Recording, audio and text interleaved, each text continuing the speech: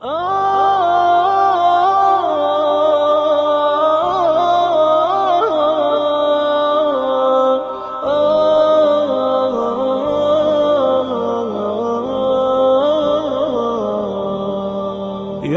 حامل القرآن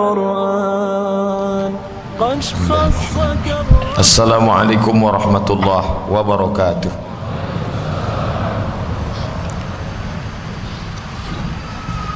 Alhamdulillahi rabbil alamin, wassalatu wassalamu ala asyrafil anbiya'i wal mursalin sayyidina wa maulana Muhammadin wa ala alihi wa sahbihi wa man tabi'ahu ila yaumiddin. Subhanaka la ilma lana illa ma 'allamtana innaka antal alimul hakim. Rabbi shrah li sadri wa yassir li amri wahlul 'uqdatam min lisani yafqahu qawli. Bapak-bapak, ibu-ibu, hadirin hadirat, alim ulama, cerdik pandai, tokoh masyarakat, yang besar tak dihimbau gelar, yang kecil tak dapat disebut nama, insyaallah kita semua hamba-hamba yang dimuliakan Allah Subhanahu wa taala. Amin ya rabbal alamin. Subuh ini kita masih diberikan Allah taala kesempatan untuk beramal saleh. Alladzi khalaqal mauta, dia yang menciptakan mati, wal hayata, dia juga yang memberikan hidup. Liyabluwakum ayyukum ahsanu amala, diujinya kita dengan hidup ini siapa yang paling baik amalnya. Maka kita tunjukkan kepada Allah dengan melaksanakan solat subuh berjamaah, yang sebetulnya kalau dibandingkan nikmat yang banyak itu belumlah seberapa dibandingkan dengan karunia yang besar itu, maka amal kita ini belum ada apa-apanya di hadapan Allah Subhanahu wa taala.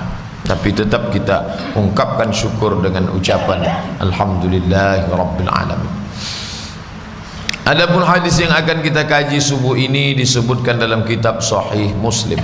Bagi bapak ibu yang menulis, HR Muslim, diriwayatkan dari sahabat Nabi bernama Abu Qatadah ibnu Rabi'i, Abu Qatadah ibnu Rabi'i radhiyallahu anhu, anna Rasulullah sallallahu alaihi wasallam murra alaihi bi janazatin, ada jenazah lewat. Nabi bersama sahabat sedang berada di tepi jalan, lalu lewat jenazah yang sedang diusung. Lalu kemudian melihat jenazah lewat itu, Nabi bersabda, keluarlah kata ini dari mulut Nabi. Apa kata Nabi? Mustarih wa mustarah minhu. Mustarih wa mustarah minhu. Dua kalimat. Mustarih wa mustarah minhu. Mustarih diambil dari kata istaraha yastarihu istirahatan. Sudah jadi bahasa Indonesia, istirahat, tenang. Mustarih itu orang yang istirahat, yang sebelumnya sibuk, yang sebelumnya dalam keadaan sulit, yang sebelumnya dalam keadaan kacau balau, sekarang tenang. Kalau kata orang Melayu, orang Malaysia, rehat, itu pun diambil dari kata rahah. Makanya Nabi ketika dalam keadaan susah, dia ingin tenang, dia panggil Bilal supaya cepat segera iqamat. Arihna, itu diambil dari kata araha yurihu. Arihna, buat kami ini istirahat, buat kami ini tenang wahai Bilal. Maka Nabi mengatakan mustarih, ada orang yang istirahat, wa mustarah minhu, orang lain istirahat dengan kepergiannya. Ini dua yang sangat berbeda. Yang satu dia istirahat, yang satu lagi orang lain beristirahat karena kepergiannya. Jadi kata Nabi, orang yang mati meninggalkan dunia ini terbagi kepada dua. Yang pertama, dia mustarih sebagai orang yang istirahat, orang yang tenang. Yang jenis kedua, mustarah minhu, orang lain beristirahat dan merasa tenang dengan kematiannya. Lalu sahabat yang mendengar ucapan kalimat statement Nabi itu pun bertanya, mal mustarih wal mustarah minhu ya Rasulullah, siapakah yang dianggap sebagai orang yang beristirahat, dan siapa pula yang orang dianggap sebagai orang lain beristirahat setelah kematiannya? Siapa yang kau maksud itu? Maka Nabi menjawab, kata Nabi, jawaban Nabi dua. Ini yang akan kita kaji pada subuh ini, penjelasan tentang kalimat mustarih dan mustarah minhu, untuk kita jadikan sebagai iktibar pelajaran, kira-kira kita masuk jenis yang kemana, masuk jenis yang pertama atau yang kedua. Kata Nabi SAW, makna dari ungkapan mustarih dan mustarah minhu itu adalah yang pertama, al-abdul mu'min, seorang hamba, abdu al-mu'min, seorang hamba yang mukmin beriman, yastarih min nasabid dunya, dia sudah beristirahat min nasabid dunya, daripada huru-hara perkara berbagai macam musibah kesulitan yang dia hadapi selama hidup di dunia. Inilah orang yang paling indah, nyaman, tenang, adem, ayam, tentram melewati hidup dengan segala hiruk pikuknya, dan berakhir dengan mustarih. Sekarang dia sudah beristirahat. Kawan sahabat datang beramai-ramai, berbondong-bondong, masing-masing mereka menumbuka kain penutup wajahnya. Dia terlihat tersenyum. Kenapa? Karena dia sedang yastarih min nasabid dunya, dia sedang beristirahat, tenang dari segala hiruk pikuk dunia. Makna nasab itu dua. Yang pertama ta'ab, lelah, letih, capek. Yang kedua masyaqqah, sulit, ribet, jelimet, payah. Itulah isi daripada hidup ini. Dalam Al-Quran Allah menyatakan itu, laqad khalaqnal insana fi kabad. Makna kabad itu ta'ab wal masyaqqah. Seiring bunyi ayat sama dengan hadis. Ayat mengatakan laqad khalaqnal insana fi kabad, kami ciptakan manusia itu dalam keadaan sulit, susah, payah, dengan berbagai macam problematika kehidupannya. Hadis pula menyebutkan nasabid dunia, dia sudah lepas dari berbagai macam kesulitan hidup di dunia. Bapak Ibu yang dimuliakan Allah Subhanahu wa taala, terlahir dari rahim seorang ibu, dari seorang ayah yang tidak bertanggung jawab, lalu kemudian dicampakkan di dalam sebuah kotak kardus seperti sampah, ditampung oleh panti. Ternyata pantinya pun juga bukan orang baik-baik, dirawat tapi bukan oleh orang baik, lalu menjalani hidup yang sulit. Bayangkan, itu kehendak siapa? Dia tak pernah memilih untuk mendapatkan rahim seorang ibu yang tidak bertanggung jawab. Dia tak pernah minta supaya dilahirkan, tapi itulah hidup. Akhirnya dia tetap menjalani itu dalam keadaan fisik yang tak sempurna. Orang tua tak lengkap, fisik tak sempurna, tapi hidup terus juga berjalan. Orang tak boleh mati bunuh diri, karena bunuh diri tak menyelesaikan masalah dalam ajaran Islam. Sampai lambat laun, sampai masanya menikah. Menikah pun juga tak mendapatkan suami yang layak, mendapatkan orang yang juga tak bertanggung jawab. Sudahlah orang tua tak lengkap, tak sempurna, mendapatkan orang tua yang tidak baik, lalu kemudian mendapatkan pendamping hidup yang tak semestinya. Dari hasil pernikahan itu dapat pula lah anak-anak yang juga tak berbakti. Apalah lagi nikmatnya hidup. Coba bayangkan, indahnya senda gurau dengan ayah dan ibu tak dia dapatkan. Nyamannya hidup di bawah lindungan, naungan seorang suami juga tak dia dapatkan. Bakti seorang anak pun tak juga diperoleh. Lalu kemudian kapan dia merasakan nyamannya, indahnya hidup itu? Kapan? Inilah kesulitan. Tapi orang beriman tak pernah mencaci maki Allah Subhanahu wa taala. Disitulah maqam yang paling tinggi. Raditu billahi rabbah, aku ridha ya Allah. Ridha bukan berarti pasrah, ridha bukan berarti tidak berbuat, bukan apatis. Apatis bukan ridha. Maka orang beriman itu ridhanya beda. Dia tetap berjuang, tapi kalau dapat juga yang seperti itu, maka dia tidak berkeluh kesah. Kenapa? Karena ini akan ada akhirnya. Di mana akhirnya? Saat ruh berpisah dengan jasad.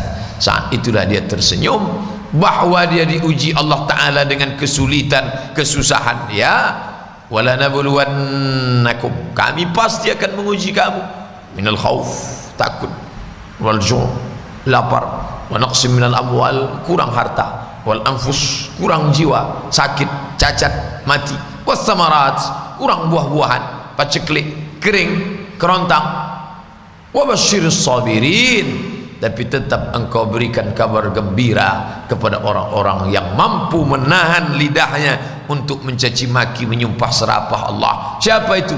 Alladzina idza asabathum musibah, mereka yang ketika ditimpa kesusahan, kesulitan, mereka mengucapkan kalimat keluar dari mulutnya. Apa kata dia? Qalu artinya mereka berkata, bukan mereka keluar. Qalu, mereka berkata, inna lillah wa inna ilaihi raji'un. Jangankan kesulitan ini, jangankan kepayahan ini, inna, kami pun lillah, milik Allah. Seperti mayat yang dimandikan orang hidup, tangannya mau dibelokkan ke sini, kakinya mau dibengkokkan, mau itu dia tak ada kuasa lagi, dia serahkan kepada Allah Subhanahu wa taala. Inna lillah wa inna ilaihi raji'un, la haula wa la quwwata illa billah. Itulah yang kita ucapkan setiap pagi selesai salat tadi. La ilaha illallah wahdahu la syarika lah, lahul mulk, aku tak punya kuasa, walahul hamd, aku tak punya puji-puji, puja-puji, tak layak dipuja-puji. Apa yang aku punya? Lahul mulku wa lahul hamdu, yuhyi, dia yang menghidupkan, wa yumit, dia yang mematikan, wa huwa ala kulli syai'in qadir, dia kuasa atas segala sesuatu. Kalau hidup ini susah, dia tak berkeluh kesah. Kenapa? Akan ada akhirnya saat ruh berpisah dengan jasad. Kalau hidup ini senang, dia tak angkuh dan sombong. Kenapa? Karena kesenangan itu pun akan berakhir. Orang kafir pemahamannya tak begitu. Kalau dia susah, stres, depresi, kenapa? Ini tak akan berakhir. Susah. Sebetulnya kesusahan itu tidak sebanyak kesusahan yang dia terima. Kesusahan itu sebetulnya sedikit, tapi karena cara dia berpikir melihat kesusahan itu sehingga bertumpuk-tumpuklah kesusahan itu dalam kepalanya. Orang beriman tidak, kesusahan itu banyak, tapi karena dia melihatnya sedikit dan dia bersandar kepada yang maha kuat, maha besar, maka susah yang besar itu pun menjadi kecil di hadapannya. Jadi sebenarnya bukan terletak pada materinya, tapi kepada sikap dia menghadapi materi tersebut. Bapak Ibu yang dimuliakan Allah Subhanahu wa taala, orang beriman masalah besar tampaknya menjadi kecil, yang kecil seolah-olah tak ada. Orang kafir masalah kecil menjadi besar, yang amat besar sangat besar sekali. Kenapa? Karena dia tidak bersandar kepada yang maha kuasa, tak dibalikkannya, tak mampu dia istirja. Istirja diambil dari kata raja'a, pulang, kembali. Istirja, dikembalikan segala sesuatu itu kepada pemiliknya. Siapa dia? Allah Subhanahu wa taala. Bapak Ibu yang dimuliakan Allah, kata Nabi, hidup berakhir dan orang yang mengakhiri hidup itu terbagi kepada dua. Yang pertama mustarih, sekarang dia sudah tenang. Istri, suami, tak selamanya sakinah, mawaddah, warahmah. Betul, Allah Ta'ala mengatakan wa ja'ala bainakum mawaddatan wa rahmah. Laki-laki, perempuan, pakaiannya beda, bentuknya beda, sukunya beda, latar belakang beda, kronologis hidupnya berbeda, tiba-tiba disatukan dalam satu rumah tangga, masing-masing mencari ketenangan. Ini ingin mencari ketenangan di sini, ini ingin mendapatkan ketenangan di sini, tapi ternyata yang ditemukan bukan ketenangan. Dulu Pak Ustadz sebelum nikah tak sekacau ini bentuk saya nih. Cobalah tengok sekarang, hancur babak belur. Nampak ditulis problem, penuh dengan masalah. Menikah masalah, muncul anak tambah masalah, nambah ini tambah masalah, pergi tempat kerja masalah, ini masalah. Hidup ni kalau sudah masalah itu menengok baygon macam Coca-Cola. Naik ke menara masjid, nengok ke bawah macam sejengkal, bawaannya mau mati aja, mau terjun. Maka ada masa-masanya orang itu istirahat dari segala macam kelah. Kesulitan hidup itu akan berakhir dengan kematian. Jadi kalau ada orang yang tak sabar, mana tahu dia ngadu ke bapak ibu, banyak betul kesulitan saya nih Pak Ustaz. Sabar, ini ujian dari Allah. Tapi saya tak sabar saya menghadapnya. Tahan sampai masanya nanti berakhir nih semua. Kapan berakhirnya Pak Ustaz? Ketika ruh berpisah dengan jasad. Kalau mau cepat, cepat-cepatlah minta supaya berpisah dia. InsyaAllah berakhir. Bapak ibu yang dimuliakan Allah Subhanahu wa ta'ala, maka kalau ada orang meratapi menangisi orang mati, boleh Pak Ustaz menangis, apa pula salahnya? Ketika Utsman ibnu Maz'un, mim dha ain waw nun, Utsman ibnu Maz'un meninggal dunia, menangis Nabi, menetes air matanya, jatuh ke pipinya, jatuh ke jenggotnya, sampai jatuh ke pipi sahabat Nabi. Itu menunjukkan bukan setetes dua tetes, menetes. Ketika meninggal anaknya Ibrahim dari Maria Al-Qibtiyah umur 18 bulan, menangis Nabi, menetes air mata. Sahabat bertanya, "Ama radita ya Rasulullah?" Tidakkah engkau ridha wahai Rasulullah? Aku ridha. Lalu kenapa engkau menangis? Ini ungkapan air mata kasih sayang. Kita pun menangis ketika sahabat seperjalanan kita itu pergi meninggalkan kita. Sedih kita, menangis. Ketika perempuan-perempuan menangis, lalu kemudian Umar bin Khattab marah, jangan menangis. Lalu apa kata Nabi? Da'hunna, biarkan mereka menangis. Fa inna nafsa musabatun, karena jiwa mereka sedang tertimpa musibah, pukulan yang berat. Wal aina dami'atun, air mata sedang meneteskan ungkapan kesedihan. Lalu yang dilarang itu apa? Laisa minna man darabal khudud wa syaqqal juyub. Siapa yang memukul-mukul pipi, merobek-robek kantong, menarik-narik rambut, itu bukan umat Muhammad sallallahu alaihi wasallam. Tak boleh. Tapi orang banyak menangis, salah tangis. Yang ditangisinya itu, kenapa dia begitu cepat pergi, sekarang dia meninggalkan kami. Ini kita lewat hadis ini melihat satu masalah dari sudut pandang yang berbeda. Bahwa dia meninggal dunia, ya. Bahwa dia merasakan sakit, ya. Bahwa dia akan dimakan cacing tanah, tak diragukan lagi. Tapi ingat, dia sudah beristirahat dari berbagai macam problem hidup. Yang perlu ditangisi itu juga kita. Bahwa berapa tetes air mata untuk dia, oke, tak masalah. Tapi mestinya air mata yang paling banyak itu untuk kita yang hidup ini, yang masih menghadapi berbagai macam kesulitan, masalah hidup di dunia. Dia sudah bebas dari asap. Kita kan udah bebas Pak Ustaz. Ini banyak anak-anak muda kita komen beberapa hari ini di Facebook, Twitter, BBM, selamat tinggal asap. Apa kata asap menjawab? See you again next year. Kita jumpa lagi tahun depan. Masih ketemu. Saudara kita yang pergi sudah berhenti dengan itu. Pemadaman api di mana-mana. Jadi waktu kemarin takziah itu, pas takziah lampu pun mati. Kata Ustaz, salah seorang ustaz sahabat yang dekat dari situ, ini kan kemarin kita ni selalu meminta padamkanlah ya Allah, padamkanlah ya Allah. Itulah maka padam dia itu Pak Ustaz, karena dia tidak menyikapi itu dengan terlalu serius, disikapinya dengan bercanda. Bapak Ibu yang dimuliakan Allah Subhanahu wa ta'ala, apa maknanya? Itu sampel-sampel contoh kecil bahwa masih banyak problematika kehidupan yang perlu ditangisi. Tapi menangis tak menyelesaikan masalah. Saya hanya ingin menunjukkan lewat hadis ini bahwa melihat satu masalah dari sisi aspek yang berbeda itu memberikan pemahaman yang berbeda pada kita, bahwa meratapi, menangisi, melepas orang yang pergi, sedih, manusiawi, tak salah.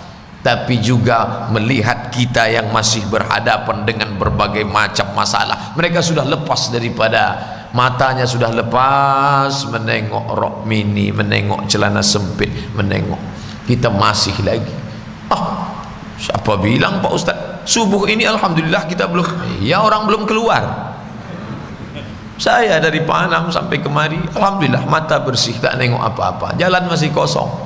Coba pas pulang nanti, berhenti di lampu merah, mulailah orang besar pakai baju kekecilan, orang kecil pakai baju kebesaran. Mau tak ditengok, gimana mau dilihat mata. Mereka sudah berhenti dari ini semua. Saudara-saudara kita yang sudah mendahului kita, berhenti dia sudah dari ujian. Sampel, contoh kecil. Belum lagi masalah keluarga, masalah bangsa, masalah kota kita di Pekanbaru, masalah ini ribut dari kemarin pagi saya hidupkan. Setiap berangkat kerja saya hidup itu RRI, sibuklah tentang masalah parkir. Yang sudah pergi sudah tak mikirkan parkir lagi. Maka bapak ibu yang tak mau mikirkan parkir, cepat-cepatlah pergi, minta doa kepada Allah Subhanahu wa taala. Bapak ibu yang dimuliakan Allah Subhanahu wa taala, masalah-masalah kecil sepele saja yang kita bahas subuh ini begitu banyak dan beraneka ragamnya, begitu kompleksnya. Tapi Nabi SAW memberikan kabar gembira, mustarih, dia sudah beristirahat daripada itu semua. Ad-dunya sijnul mu'min. Dunia ini sijin, penjara. Ad-dunya sijnul mu'min. Dunia ini penjara bagi orang beriman. Kalau kita berada dalam penjara, lalu kemudian ada salah satu sahabat kita itu yang baru saja dipanggil dari kantor kepala sipir penjara, lalu dia keluar dari itu dengan tersenyum. Kamu senyum kenapa? Saya dapat keringanan tahanan. Kapan keluar? Besok. Maka kita yang berada di dalam tahanan itu menangis melepas dia akan keluar, karena selama ini kita sama-sama makan sama dia, sama berjalan sama dia, sama minum sama dia, tapi juga menangis karena kita masih di dalam dan dia sudah keluar. Menangis karena dia akan pergi besok pagi, ya kita sedih, tapi yang perlu paling kuat tangisnya adalah bahwa kita masih di dalam dan dia besok sudah keluar. Sisi kedua inilah yang tak terpantau, tak terpandang oleh orang. Kalau ingin mau merasakannya, balik dari sini mampir ke Kapling sebentar, mau merasakan gimana rasa di dalam, bagaimana rasa di luar. Kenapa? Ad-dunya sijnul mu'min. Dunia ini penjaranya orang beriman. Apa makna penjara itu? Maka dalam syarah Sahih Muslim yang ditulis oleh Imam An-Nawawi, Al-Minhaj syarah Sahih Muslim Ibn Al-Hajjaj, apa kata beliau tentang dunia penjara bagi orang beriman? Penjara itu kan tertahan, makan tertahan, minum tertahan, nafsu tertahan, mau keluar tertahan. Dunia ini pun kita tertahan, mau makan ini tak boleh, mau minum ini tak boleh, mau tengok ini tak boleh.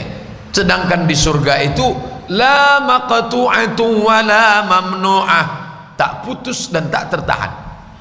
Nikmatnya tak terhenti. Apa saja yang mau dimakan, makanlah. Apa yang mau diminum, minumlah. Apa yang mau dipandang, pandanglah. Apa yang mau dinikmati, nikmatilah. Walakum fiha ma tashtafi anfusukum. Di dalamnya apa yang kamu mau makan, mau kamu nikmati, nikmatilah. Walakum fiha ma tad'un. Apa yang mau kamu nikmati, apa yang mau kamu dapati, tak ada tahanan, tak ada batasan. Maka dunia ini disebut sebagai penjara karena kita berada dengan batasan. Lalu datang seorang kafir, miskin, susah, melarat, mendatangi seorang ulama yang kaya dengan pakaiannya yang bersih, naik kuda yang sehat, kuat. Lalu kata si kafir tadi, hai ulama, kami pernah dengar katanya dunia ini penjara bagi orang beriman. Kenapa kalau memang dunia ini penjara bagi orang beriman, kok kamu pakai pakaian bagus, naik kuda yang bagus, katanya dunia ini penjara? Apa kata ulama kepada si kafir yang pakai baju compang-camping jalan kaki, dengan gagahnya dia naik kuda? Aku dalam penjara saja begini indahnya, apalagi di luar penjara nanti. Kamu di dalam surga aja begitu melaratnya, apalagi di dalam neraka nanti. Jadi pemahaman dunia ini penjara bagi orang beriman bukanlah nanti kita diajak kalau begitu hidup seperti dalam, bukan itu maknanya. yang berusaha tetap berusaha. Ini hadis-hadis ini jangan dipahami secara apatis, dipahami secara negatif, nanti memberikan efek negatif kepada umat yang disalahkan hadisnya. Tidak, hadis tak pernah salah karena dia datang dari Nabi dan Nabi itu membawanya dari Allah Subhanahu wa taala. Wa ma yantiqu 'anil hawa. Nabi tak pernah bicara mengikuti hawa nafsu. In huwa illa wahyun yuha, melainkan wahyu dari Allah Subhanahu wa taala. Orang beriman dengan kendaraan mewahnya, dengan pakaian bagusnya, tapi dia dapatkan dari yang halal, tidak mencegah dia untuk tetap bayar zakat, infak, wakaf, sedekah. Saya di penjara saja begini indahnya, apalagi kalau keluar dari penjara ini nanti. Kalian hai kafir miskin yang susah melarat, di sorga kalian saja begini susahnya. Bagaimana kalau kalian keluar dari sorga ini? Itu makna ad-dunya sijnul mu'min. Dunia ini penjara bagi orang beriman, wa jannatun lil kafir, dan sorga bagi orang kafir. Makna hakikat sesungguhnya, walaupun dia kaya, hebat, mewah, tapi tetap ada tercegah. Ada pakaian yang tak boleh dipakai, sutra. Sekaya-kayanya bapak tak boleh pakai sutra. Emas, sekaya-kaya orang beriman tak boleh pakai emas. Yang laki-laki, perempuan boleh. Kaya lalu pulang pergi ke toko emas, tolong buatkan saya dulu gelas dari emas, tak boleh. Tolong buatkan saya dulu piring dari emas, tak boleh. Tolong buatkan saya dulu cincin dari emas, tak boleh. Kenapa? Ditanyalah Imam Syafi'i, hai Imam Syafi'i, kenapa orang Islam itu tak boleh memakai emas, perempuan boleh? Apa kata Imam Syafi'i? Orang susah makan dari tempat yang sederhana, pakaiannya compang-camping, tiba-tiba dia lihat orang beriman makan dari piring emas, maka saat melihat piring emas, gelas emas itu, sobeklah jantungnya, sakit hatinya melihat, saya makan saja payah, ini orang piringnya emas, bejananya emas, mangkoknya emas, tempat cuci tangannya emas. Jadi jawaban Imam Syafi'i itu lebih kepada akhlak, moral, etika. Tak layak kita menyombongkan diri di tengah orang susah. Sebaliknya orang-orang feodal itu justru sebaliknya, makin kaya di tengah orang miskin itu paling hebat, makin berkuasa di tengah orang jelata itu paling hebat, makin hebat pakaian di tengah orang yang compang-camping itulah orang paling hebat. Dalam Islam tidak. Kita justru diajarkan persamaan hak di hadapan Allah Subhanahu wa taala. La farqa bainal arabi wal ajam, tak ada beda antara Arab dengan non-Arab. Wala farqa bainal abyadi wal aswad, tak ada beda antara kulit putih dengan kulit hitam. Kullukum min Adam, semua kamu dari Adam. Wa Adam min turab, Adam dari tanah kembali kepada tanah. Bapak Ibu yang dimuliakan Allah Subhanahu wa taala, maka tak tampak lagi perbedaan antara yang miskin dengan yang kaya, antara yang susah dengan rakyat jelata dengan penguasa, ketika kita sudah sama-sama di hadapan Allah Subhanahu wa taala. Bapak Ibu yang dimuliakan Allah, maka dalam Islam diajarkan berapa sulit, susah, ribet, suka duka hidup ini, dia akan berakhir. Kapan itu? Mustarih. Saat itulah jenazah lewat, Nabi mengatakan mustarih, dia sekarang sudah beristirahat. Maka kepiluan hati melihat saudara yang pergi itu terobati dengan, kenapa aku mesti terlalu sedih? Dia sudah istirahat, aku yang belum beristirahat. Kenapa aku mesti larut dalam derita, meneteskan air mata ini? Yang mestinya ku tangisi itu bukan dia. Dia dulu yang hidupnya banyak ibadah, dia yang dulu banyak berdoa, dia yang banyak hafalan ayat Qur'annya. Yang mestinya ku tangisi itu aku. Abdul Somad sedang menasehati dirinya sendiri dengan bacaan hadis, dengan firman Allah, dengan sabda Rasulullah. Karena tak ada yang dapat mengobati hati ini selain daripada kalam Allah dan sabda Rasulullah dan zikir. Ala, ketahuilah, bizikrillah, dengan memperbanyak zikir tatmainnul qulub, hati menjadi tenang. Salah satu makna zikir itu adalah melihat ayat Al-Quran, melihat hadis Nabi Muhammad sallallahu alaihi wasallam. Karena Al-Quran itu disebut dengan zikir. Inna nahnu nazzalna dzikra, kami yang menurunkan az-zikra, Al-Quran, karena di dalamnya itu ada peringatan-peringatan. Penjelasan az-zikra itu hadis Nabi. Wa anzalna ilaika dzikra, lagi diulang lagi kalimat zikir, peringatan. Dzikra, kami yang menurunkan Al-Quran itu kepadamu ya Muhammad, supaya apa? Litubayyina linnas, supaya kau jelaskan makna isinya.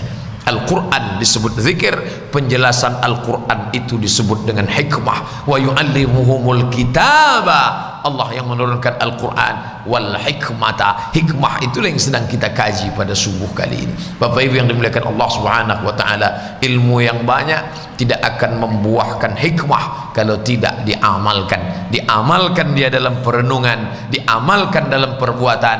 Amal telinga mendengar, amal mata melihat, amal lidah berzikir, amal hati dan pikiran merenung. Maka kita renungkan hadis ini. Kenapa aku terlalu larut dalam kesedihan? Toh ini semua akan berakhir sampai pada masanya. Kenapa aku terlalu sedih dengan kepergian dia? Dia sudah beristirahat, aku masih lagi menghadapi berbagai macam masalah hidup. Tapi saya tak pula ingin setelah mengkaji ini Bapak Ibu bawaannya mau mati aja. Saya tak ingin kita keluar dari pengajian ini atau setelah berakhir ini nanti kita salat sunat isyraq, lalu Bapak Ibu doanya, ya Allah susah betul hidup nih, kata Pak Ustadz, akhir daripada hidup ini adalah istirahat, cepatkanlah istirahatkan aku, istirahat di tempat pun tak apa-apalah. Oh, bukan itu maknanya. Mati tak boleh diminta, mati tak boleh dicari, mati tak boleh dicari, tapi kalau dia datang kita tak boleh lari. Aina ma takunu, dimanapun kamu berada, yudrikumul maut, kamu akan dijemput, kamu akan dicabut oleh kematian. Walau kuntum fi burujim musyayyadah, walaupun kau berada di dalam kotak besi yang kokoh yang kuat. Dulu orang kafir itu sengaja dibuatnya kotak kayu kuat, dipaku dengan paku yang besar. Setelah itu dia pun masuk ke dalam. Kamu kenapa masuk ke dalam? Biar supaya malaikat maut tak dapat nangkap. Walau kuntum fi burujim musyayyadah, walaupun kau berada dalam kotak kayu yang kokoh yang kuat, Israel akan tetap juga mencabut nyawamu. Bapak Ibu yang dimuliakan Allah, kita tak lari dari kematian, tapi kita pula tak cari-cari mati. Tadi waktu mau berangkat dari rumah, lampu merah, padahal belum hidup lagi lampu merah, tetap juga tengok kiri tengok kanan. Hati-hati, takut mati. Setelah ngaji masalah mati itu istirahat, pulang dari sini tak tengok lagi, nyantai aja lewat. Semprit sama Pak Bersih, Prit, Bapak kok? Saya memang udah mau mati, capek betul udah hidup. Mau tangkap lah. Bapak Ibu, bukan itu maknanya. Kita tetap menjalani hidup secara normal, tapi berlarut-larut dalam kesedihan hidup tak boleh. Kenapa? Karena hidup ini memanglah dia ujian. Banyak betul soal ujiannya Pak Ustadz. Masa sampai 200 soal ini? Kamu di mana? Di ruang ujian. Oh, ini anak muda salah masuk. Masa dia berkeluh kesah di dalam ruang ujian? Banyak betul pertanyaannya. Tengoklah Pak Ustadz, susah. Di ruang mana? SNMPTN, Seleksi Nasional Masuk Perguruan Tinggi Negeri. Terkejut melihat ujian. Ya salah, namanya saja sudah tertulis ruang ujian. Masuk dari jam 8, keluar jam 10. Tempat ujian, pengawas ujian. Kalau tidak mau diuji, jangan masuk ruang ujian. Ini ruang ujian, ini tempat ujian. Kapan dia berakhir? Keluar dari sini, selesai ujian. Berani hidup, berani menghadapi ujian. Takut menghadapi ujian, jangan hidup. Takut hidup, mati saja. Orang Islam itu jelas langkah-langkah hidupnya. Tapi biasanya Ustadz kalau habis menyampaikan itu ujiannya cash. Ini takut juga saya balik dari pengajian, entah apa pula datang nanti. Langsung biasanya minta sama-sama kita berdoa kepada Allah Ta'ala, mudah-mudahan melewati berbagai macam ujian ini kita lulus insyaAllah. Amin ya Rabbal Alamin. Sehingga ketika kita tinggalkan dunia ini dalam keadaan tersenyum. Kenapa dia senyum Pak Ustaz? Katanya mati itu sakit, katanya kematian itu sedih, katanya takut, terbujur di rumah sakit, keliling anak, cucu, menantu, sahabat, menangis mereka. Kenapa dia tersenyum Pak Ustaz? Jawabannya hadis subuh ini, mustarih, mustarih. Dia sudah istirahat, dia sudah tenang.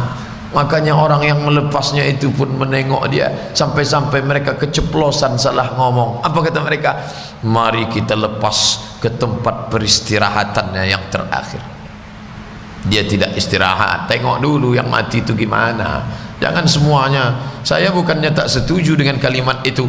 Mohon maaf kalau ada bapak imam tokoh masyarakat kalau melepas jenazah selalu pakai itu, tak salah, tapi tengok-tengok dulu layak tak orangnya. Kalau layak memang dia betul-betul istirahat, ya. Karena Nabi tidak mengatakan semua kamu istirahat, nah, Nabi mengatakan dua, mustarih, ada memang betul yang istirahat. Ini dia 34 menit untuk yang sesi yang istirahat tadi. Sekarang kita masuk yang kedua. Siapa itu? Wal mustarah minhu.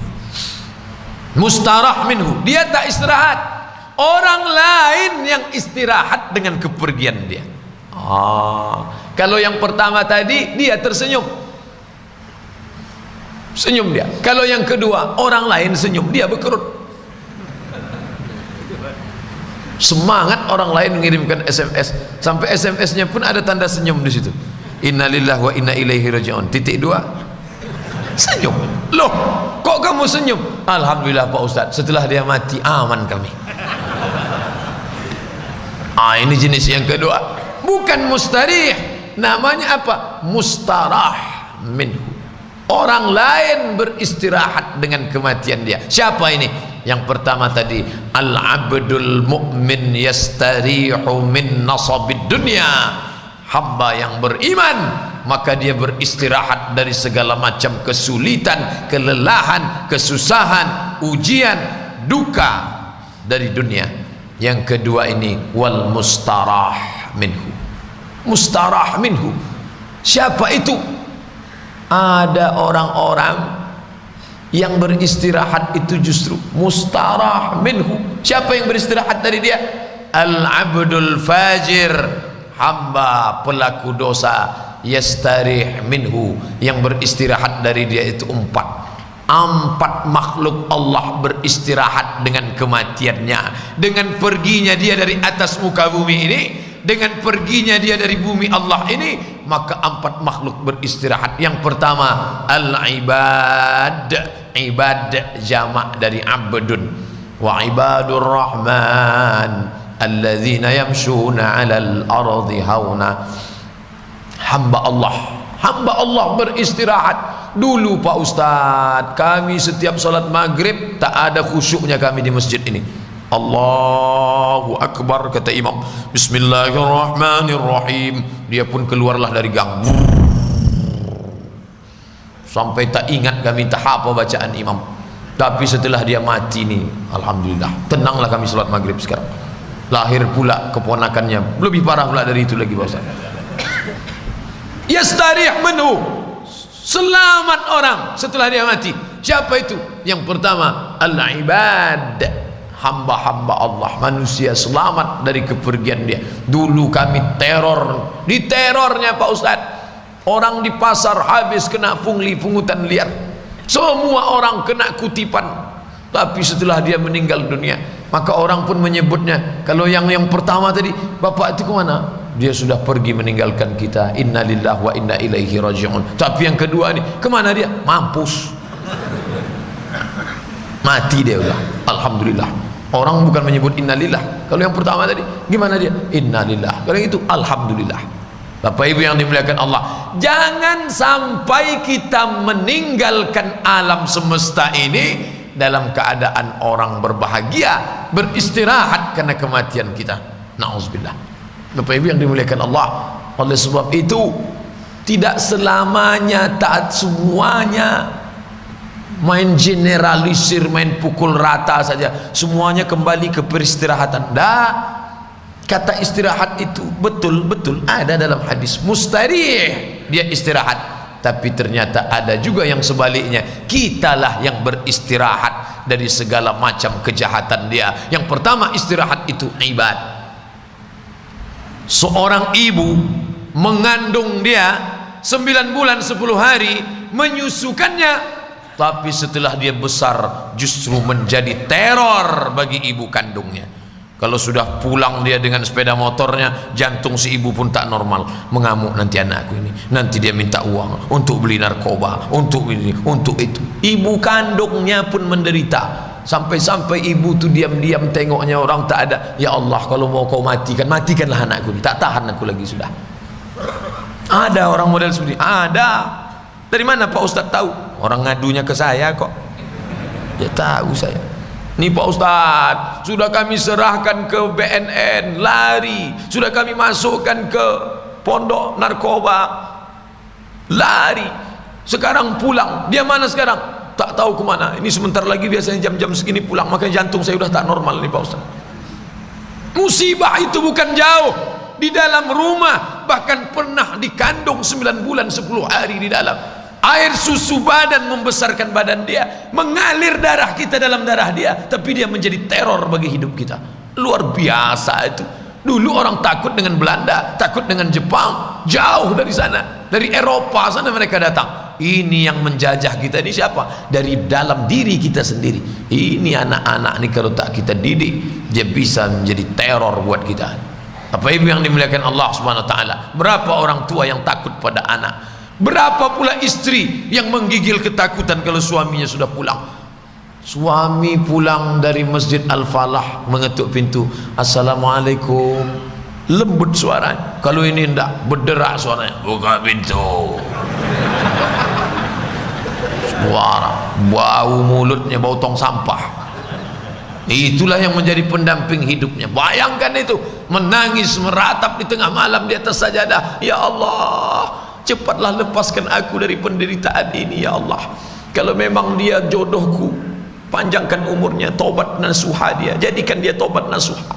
Tapi kalau memang aku tak tahan lagi ya Allah, cepat kirimkan malaikat maut. Apa maknanya? Banyak orang-orang yang berharap supaya dengan kepergian kita itu dia beristirahat. Ini nama yang pertama, yastarih al-abdul fajiru, hamba yang fajir, pelaku dosa, beristirahat dari dia. Yang pertama al-ibad, yang kedua wal bilad. Bilad jamak dari balad, balad negeri, bilad negeri-negeri. Setelah dia pergi, negeri itu pun menjadi tentram, aman. Kata Imam Nawawi, makna negeri beristirahat. Kenapa? Ketika dia memimpin negeri itu, ketika dia ada di negeri itu, air hujan tak turun, rahmat tak turun, karena ada pelaku dosa. Setelah dia mati, maka turunlah hujan. Akhirnya Allah Ta'ala menurunkan rahmat. Kenapa? Karena ada orang-orang yang menyebabkan yamna'ul qatra, yamna' tercegah, qatra tetesan air tak turun, karena ada pelaku dosa, pezina, pemakan riba, orang yang melakukan perbuatan maksiat. Maka ketika dia berada di negeri itu, Allah balikkan nikmat menjadi nikmat, nikmat menjadi nikmat, nikmat itu dalam bentuk azab. Maka negeri pun ikut merasa tenang dengan kematiannya. Bapak Ibu yang dimuliakan Allah Subhanahu wa taala, bayangkan, bukan hanya makhluk hidup bernama manusia, negeri-negeri pun merasa tenang, nyaman setelah dia mati. Wal bilad, bilad negeri, tanah, tanah ini perlu air, air itu turun hujan, hujan itu yang menurunkan Allah, Allah Subhanahu wa taala yang menurunkan dia. Tapi ternyata ditahan Allah na'am nikmat itu. Akhadnahum, kami cabut.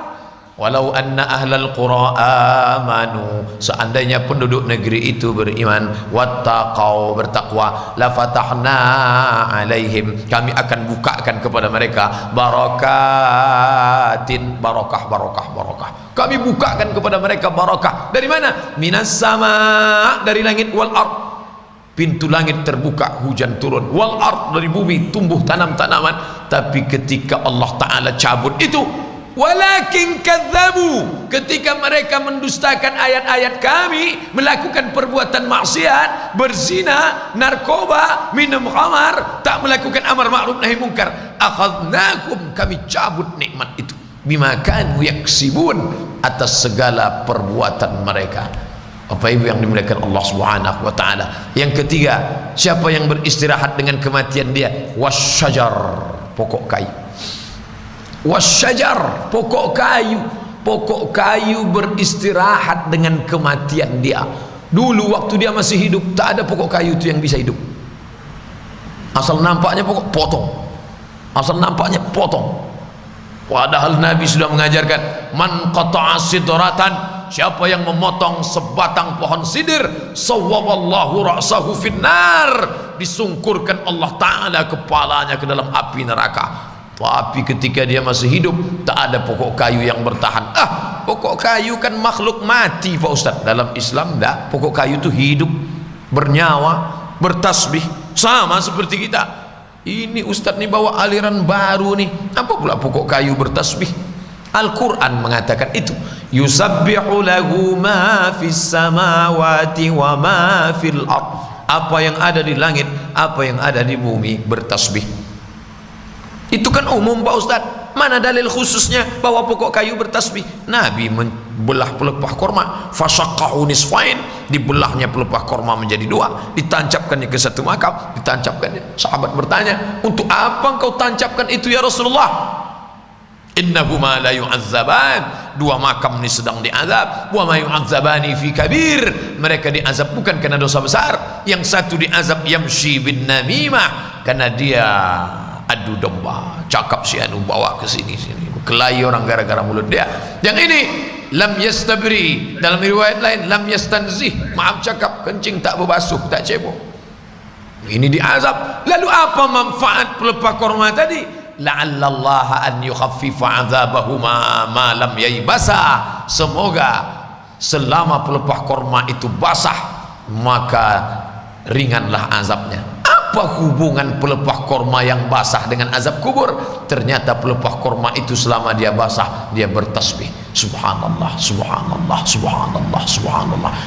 Planet-planet bertasbih, yusabbihu lahu ma fis samawati wal ard, segala yang ada di langit, segala yang ada di bumi bertasbih. Maka kalau ada makhluk yang tak mau bertasbih, lebih hina daripada pelepah korma, lebih hina daripada batang ranting pokok kayu, lebih hina daripada daun-daun jatuh kering. Karena daun kayu yang basah bertasbih, ketika dia jatuh masih hijau bertasbih, sampai akhirnya dia kering kerontang mati, barulah dia tak bertasbih kepada Allah Subhanahu wa taala. Planet-planet bertasbih.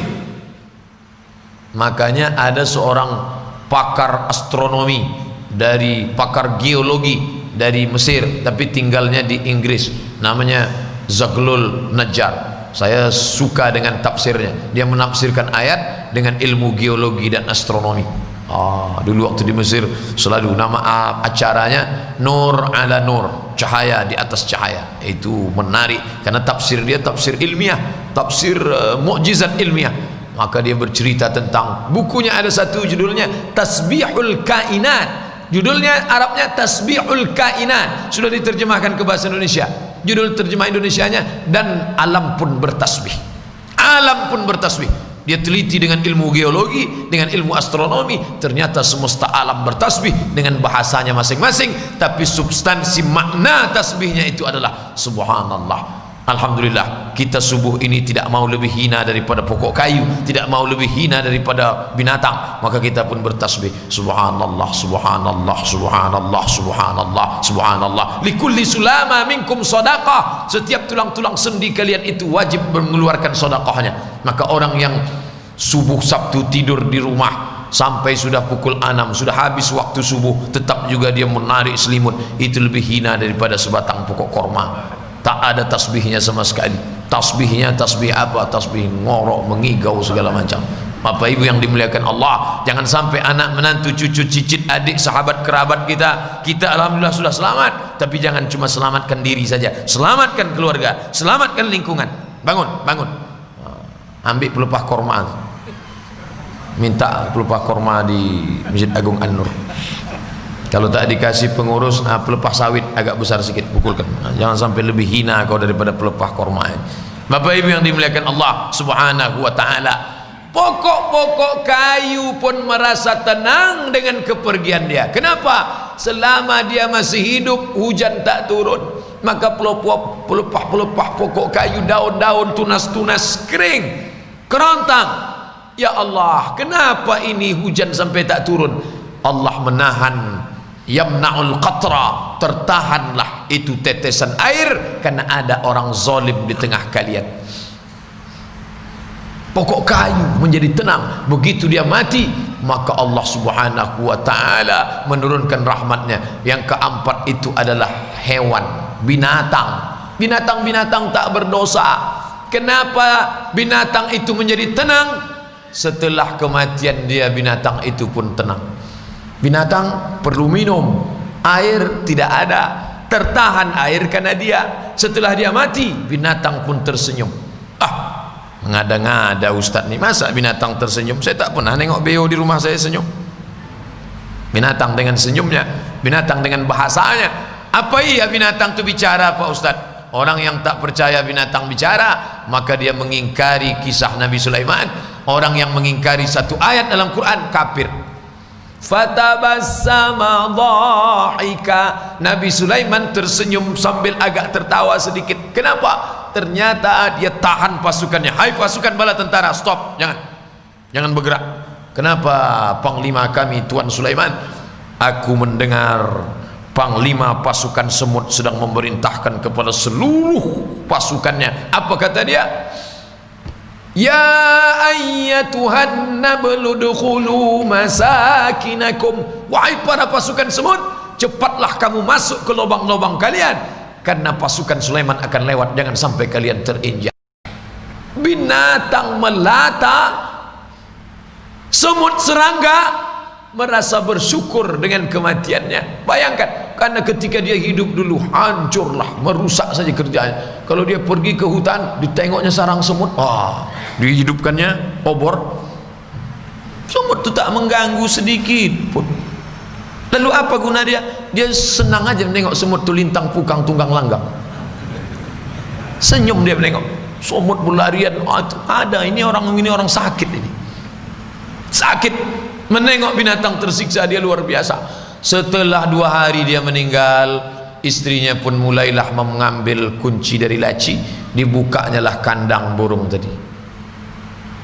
Hai burung, bapak sudah pergi, sekarang kau pun pergilah. Terbanglah burung tadi. Burung itu sudah begitu keluar, burung di tengah, tak ada lagi yang mau nikah sama dia, udah paling lajang, paling tua. Selama ini bapak tu menyiksanya. Pagi, padahal burung tu bilang kawin. Dia bukan main lah. Tengoklah Pak Ustaz, suaranya merdu kan Pak Ustaz, merdu kan. Setelah dia meninggal, senyumlah burung itu. Alhamdulillah, walaupun tak ada orang mau nikah sama aku, tapi jadilah bisa menengok anak-anak gadis ni, kata burung itu. Itu tambahan dari saya. Bapak Ibu yang dimuliakan Allah Subhanahu wa ta'ala, jangan sampai binatang-binatang pun tersenyum dengan kematian kita. Pokok kayu bersyukur dengan kematian kita. Orang-orang berterima kasih karena kita sudah mati. Yastarih minhul ibad wal bilad wasyajar, semuanya berterima kasih. Kenapa? Karena dia sudah mati, meninggalkan alam semesta dunia ini. Nah, hari ini kita sedang menata hidup. Kira-kira kalau kita mati nanti masuk mustarih atau mustarah minhu? Tak usah dijawab dengan lidah, karena yang paling enak itu menggerakkan anak lidah. Abdul Somad, saya yakin mahasiswa-mahasiswa banyak yang senyum kalau saya mati. Alhamdulillah, mati udah Pak Somad. Selama ini kalau dia masuk stres, kita di lokal dibuatnya, tunjuknya. Sekarang sudah meninggal, senyum. Tapi saya yakin banyak juga yang menangis. Alhamdulillah, sedih kita nih Ustaz. Bapak Ibu yang dimuliakan Allah Subhanahu wa ta'ala, apakah kita menjadi nanti mustarih, golongan pertama orang yang beristirahat dengan kematian, atau kita akan menjadi mustarah minhu, orang-orang yang justru makhluk alam semesta beristirahat dengan kematian dia, yang mencetak, memprogram, membuat itu ke depan, tak lain tak bukan kita sendiri. Allah Ta'ala kasih kita telinga, Allah kasih kita mata, Allah kasih kita otak, akal, hati, pikiran, maka kita buatlah yang baik-baik. Pak Ustaz, selama ini perbuatan saya tak baik. Siapa yang tak berdosa? Nabi Adam aja berdosa. La taqraba hadhihi syajarah, jangan kau dekati pohon ini. Fa'azallahum syaitan, dia digoda syaitan, dia silap, dia khilaf, dia salah. Selama 30 tahun, 40 tahun menjadi ketakutan orang. Kalau dia batuk, masuk ke pasar batuk dia, keluar semua duit orang, kerincing-kerincing itu keluar karena batuknya dia. Tapi sekarang dia taubat nasuha, malah dia mengajak orang ke masjid. Ketika dia meninggal dunia semua kehilangan. Dulu Pak Ustadz dia yang azan di musola kami, dia yang mengajak kami sholat, padahal dulu masa lalunya hitam. Orang yang baik bukanlah orang yang tak pernah berbuat salah. Orang yang baik, orang yang pernah. Al-insan, manusia, makanul khata', tempatnya salah. Wan nisyan, tempatnya lupa, silap. Itu tidak makhluk. Abdul Somad pernah lupa, Abdul Somad pernah silap, Abdul Somad pernah salah. Tapi ketika kita sadar, balik, jangan hanya sekedar putar, menemukan titik balik, berhenti pada Hajar Aswad. Titik balik. Aku ini mau kemana? Apa selamanya aku ini ingin ditakuti orang? Apa selamanya aku ini ingin menyusahkan orang? Aku ingin juga menyenangkan hati orang. Maka di akhir hayatnya dia menjadi orang yang membuat ketenangan di lingkungannya, di keluarganya, di rumahnya. Dulu anak-anaknya ketakutan, bukan takut positif. Kalau bapak menakut-nakuti anak dengan makna positif supaya anak sholat, nah itu tak masalah. Tapi ketika dia menjadi ketakutan, menjadi teror bagi anak-anaknya, menjadi teror bagi istrinya, menjadi teror bagi tetangganya, menjadi teror bagi masyarakatnya, sehingga dengan kematiannya orang bersyukur. Jangan sampai. Ambil iktibar dari pelajaran orang lalu. Fa'tabiru, ambil iktibar pelajaran. Adapun sisa hidup kita ini kita manfaatkan untuk yang baik-baik. Tapi bagi yang hidup pula, jangan terlalu larut dengan kasih sayang, akhirnya meratap mengutuk nasib. Tidak, kita seimbang. Hadis yang kita kaji subuh ini membuat kita berpikir seimbang, berada di jalan tengah. Wa kadzalika ja'alnakum ummatan wasata. Demikianlah kami jadikan kamu umat yang pertengahan, tidak menangisi terlalu larut kepada orang yang sudah meninggal dunia, tapi juga pula kita tidak terlalu heboh dengan dunia sampai lupa pada kematian. Hidup pilihan. Ketika benar dalam memilih, disitulah kita berhasil dalam hidup. Sekarang kita ada dua pilihan. Pertama, menjadi mustarih. Yang kedua, menjadi mustarah minhu. Mudah-mudahan kita, anak cucu, sahabat, kerabat, kaum muslimin termasuk golongan yang mustarih dan dijauhkan dari mustarah minhu, insyaallah. Amin ya rabbal alamin. Itulah hadis yang kita kaji subuh ini. Mudah-mudahan ada manfaatnya. Terima kasih atas segala perhatian. Mohon maaf atas segala kesilapan. Kita sudah sampai masuk waktu sholat isyraq. Kita sholat sunat isyraq 2 rakaat. Setelah itu baru kita buka tanya jawab, insyaallah. Terima kasih. Wassalamualaikum warahmatullahi wabarakatuh.